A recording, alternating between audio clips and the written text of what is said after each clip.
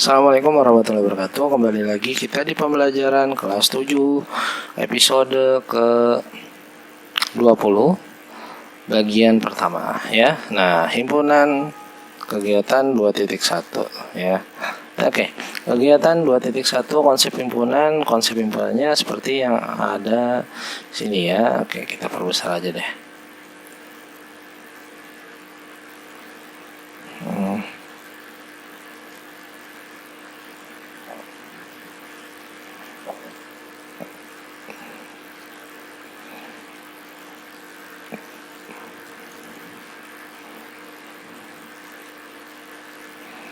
Nah ya. Oke. Konsep kegiatan 2.1, konsep himpunan dalam kehidupan sehari-hari. Kata himpunan ini dipadankan dengan kumpulan, kelompok, grup, atau gerombolan. Dalam biologi misalnya, kita mengenal kelompok flora dan kelompok fauna. Di dalamnya masih ada lagi kelompok vertebrata, kelompok invertebrata, kelompok dikotil, dan kelompok monokotil. Nah, ini belajar IPA nih, ya. Oke. Semoga nilai IPA kalian baik-baik saja. Dalam kehidupan sehari-hari, kalian juga mengenal suku Jawa, suku Madura, suku Sasak, suku Dayak, suku Batak, dan lain-lain. Nah, ini pelajaran IPS nih. Semoga nilai IPS kalian baik-baik saja. Semua itu merupakan kelompok. Istilah kelompok, kumpulan, kelas, maupun gerombolan dalam matematika dikenal dengan istilah himpunan. Nah, namun tidak semua kumpulan tersebut termasuk himpunan. Contohnya, kumpulan siswa yang pandai, kumpulan siswa yang berbadan tinggi. Mengapa demikian? Untuk menemukan jawabannya, coba lakukan kegiatan berikut. Oke, kalau jawaban sementara saya adalah karena takaran orang disebut siswa pandai itu bermacam-macam, ya.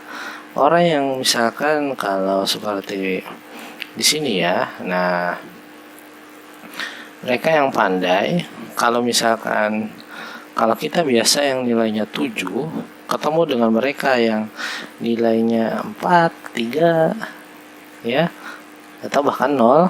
Nah, kita di nilainya dipandang mereka itu adalah kita yang terpandai karena kita mendapatkan nilai yang tertinggi ya, 6.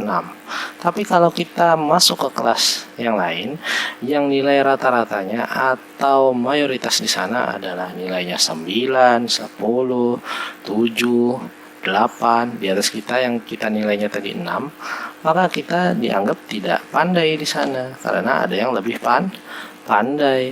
Nah, jadi ini berdasarkan perspektif orang, berdasarkan opini orang ya. Jadi berdasarkan sudut pandang dia masing-masing ya. Kumpulan siswa yang berbadan tinggi. Oke. Kalau di Indonesia mungkin ukuran kalau Kalau di Indonesia mungkin ukuran pebasket itu misalkan yang 190 itu tinggi banget sudah ya, apalagi 2 meteran ya. Kalau di luaran 2 meter itu bahambur aja ya. Bahambur artinya banyak kayak gitu ya. Ada yang 2 meter, ada yang 190, 100, pokoknya gitulah. Apalagi kalau kalian ke tingkat yang lebih rendah, mungkin di tingkat kota, mungkin itu yang 190 itu sudah jarang kalau di Indonesia ya, karena kita agak sedikit berbeda untuk berbadan tinggi ini ya. Oke. Nah, jadi berdasarkan opini orang aja ya, tidak berdasarkan fakta ya.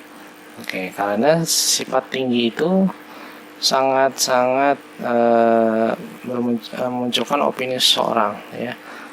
Oke, saya lebih tinggi dari si A. Nah, karena perbandingannya dengan si A. Tapi jika saya lebih tinggi dengan si B, berarti bandingannya hanya dengan si B saja. Tapi kalau dengan C, bisa jadi yang C lebih tinggi daripada dia ya. Oke, ayo kita amati. Coba amati beberapa kumpulan yang termasuk himpunan dan bukan himpunan. Kumpulan yang termasuk himpunan. 1. Kumpulan siswa yang lahir pada bulan Agustus, jelas ya, bulan Agustus ada di akta kelahirannya ya. Kumpulan siswa laki-laki ini jelas sudah ya. Kumpulan buah-buahan yang diawali dengan huruf M, mangga, melon, apalagi manggis dan seterusnya ya. Kumpulan nama kota di Indonesia yang diawali dengan huruf S, Semarang, Solo ya. Kemudian apalagi ya, Surabaya ya, dan banyak yang lainnya ya. Kemudian kumpulan binatang yang berkaki dua, ayam, itik, angsa ya. Kemudian apa lagi? Yo, burung kasuari ya. Burung. Nah, itu kakinya dua ya. Kumpulan negara di Asia Tenggara, Indonesia, Malaysia, Vietnam, dan seterusnya. Nah, itu kan ada, jelas ya. Kumpulan yang termasuk bukan himpunan. Oke. Kumpulan kota-kota besar di Indonesia. Oke. Maksudnya kota besar itu seperti apa? Apakah dari jumlah penduduk atau dari luas daerahnya, atau dari besarnya tingkat transaksi ekonominya, atau yang mana ya? Nah, itu nggak jelas kan. Nah, makanya disebut bukan himpunan. Kemudian yang nomor 2, kumpulan orang kaya di Indonesia. Oke. Kaya di sini itu sangat-sangat opini ya. Ada orang yang sudah mendapatkan uang 10 juta itu sudah merasa kaya banget. Sudah dapat uang 100 juta itu sudah kaya banget. Sudah dapat 1 miliar itu sudah kaya banget ya. Tapi ada juga orang yang di luaran sana itu dapat 1 miliar itu dia merasa nggak kaya masih ya.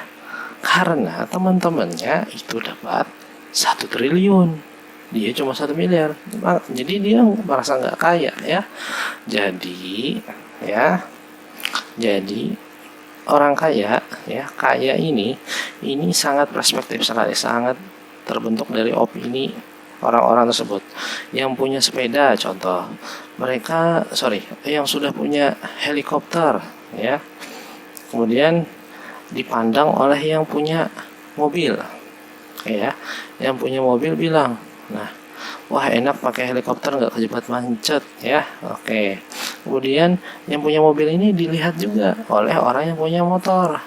Wah enak ya punya mobil, dia itu nggak kepanasan, nggak seperti saya kepanasan di lampu merah. Kemudian yang punya motor dilihat lagi oleh mereka yang punya sepeda biasa ya, bukan sepeda yang itu yang mahal itu ya.